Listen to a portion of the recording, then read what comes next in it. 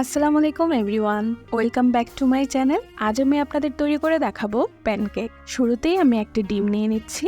প্যানকেকের জন্য ডিম কখনো ফ্রিজ থেকে বের করে সাথে সাথে ব্যবহার করবেন না, অ্যাটলিস্ট আধা ঘন্টা আগে ফ্রিজ থেকে বের করে রাখবেন। এরপর দিচ্ছি 4 টেবিল চামচ চিনি। চিনির পরিমাণটা আপনারা আপনাদের রুচি অনুযায়ী অ্যাডজাস্ট করে নেবেন। 1 চিমটি লবণ অ্যাড করলাম। এখন ঢেলে দিচ্ছি হাফ কাপ দুধ। আমি টোটাল 320 ml এর মতো দুধ ব্যবহার করব আমার আজকের রেসিপিতে।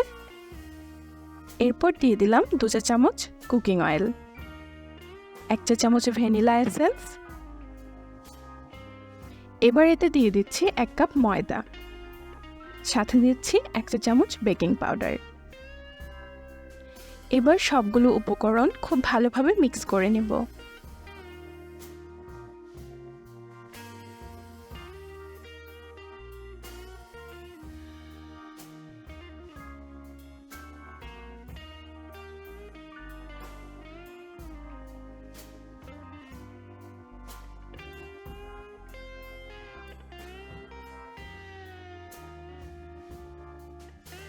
আমি শুরুতেই পুরো দুধ নেইনি, এখন মিক্সিংয়ের সময় অল্প অল্প করে অ্যাড করব আর মিক্স করব।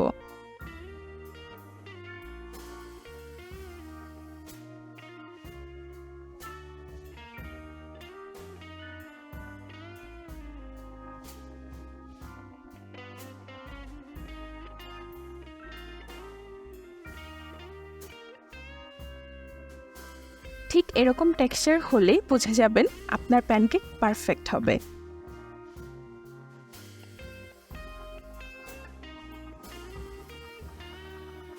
আমি একটি গরম প্যানে সামান্য বাটার ব্রাশ করে নিচ্ছি। এরপর প্যানের মাঝখানে 1/3 কাপ ব্যাটার ঢেলে দিচ্ছি। আমি মিডিয়াম সাইজের প্যানকেক করব, সেই জন্য আমি প্রতিবার 1/3 কাপ ব্যাটার নিচ্ছি প্রতিটা প্যানকেকের জন্য। এতে করে সবগুলো কেকের সাইজ একরকম হবে। কেকের উপরের বাবল তৈরি হওয়া বন্ধ হয়ে গেলে আমি এটাকে উল্টে দিব। আমি চুলার আঁচ লো মিডিয়ামে রেখেছি। কেকের এক সাইড হতে আমার টোটাল 2 মিনিটের মতো টাইম লেগেছে।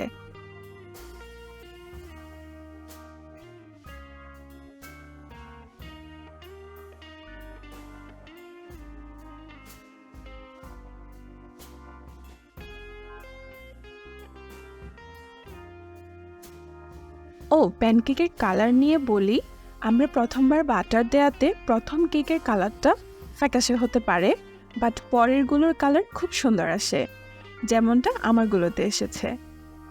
খেয়াল করেছেন নিশ্চয়ই যে আমি একবারই বাটার ব্রাশ করেছি, এরপর আর করিনি। এক এক করে আমি সবগুলো প্যানকেক তৈরি করে নিয়েছি। উপরে হালকা বাটার এবং মধু দিয়ে শেষ করছি আমার আজকের রেসিপি।